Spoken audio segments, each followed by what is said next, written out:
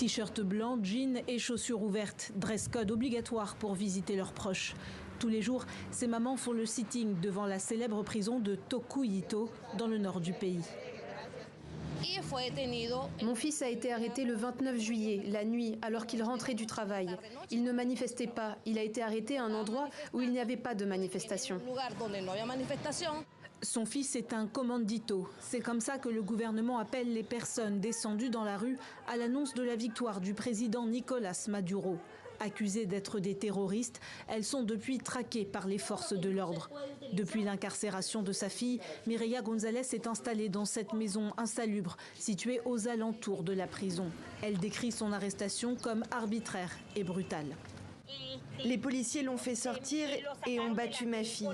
Ils l'ont arrêtée devant sa petite fille de 8 ans. Ils l'ont emmenée au centre de détention de Santa Rosa.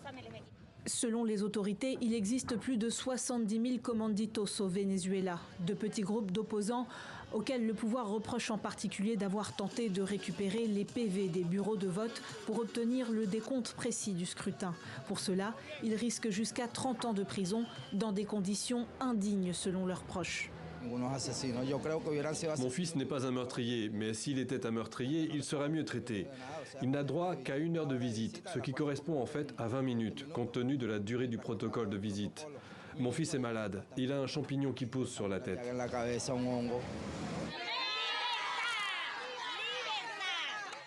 Aux abords de la prison, les manifestations des proches de prisonniers sont quasi quotidiennes. Mais la répression ne touche pas seulement les manifestants. Alors que les affrontements post-électoraux ont fait 27 morts, ce vendredi, l'Assemblée nationale exige l'ouverture d'une enquête criminelle contre Juan Carlos Del Pino, membre du Conseil électoral, qui a dénoncé des irrégularités lors de la présidentielle du 28 juillet.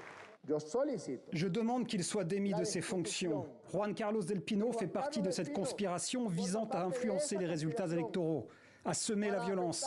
Il est donc responsable de la mort des 27 Vénézuéliens. Proclamé vainqueur avec 52% des voix, Nicolás Maduro refuse de rendre publics les PV des bureaux de vote, se disant victime d'un piratage informatique.